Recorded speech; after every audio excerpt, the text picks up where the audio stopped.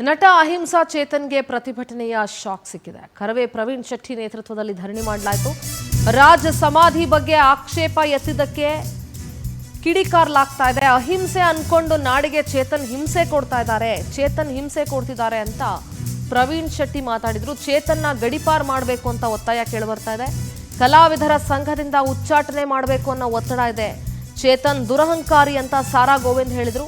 ಯಾರ ಬಗ್ಗೆ ಮಾತನಾಡುವ ಯೋಗ್ಯತೆ ಆತನಿಗಿಲ್ಲ ಅಂತ ಹೇಳಿದ್ರು.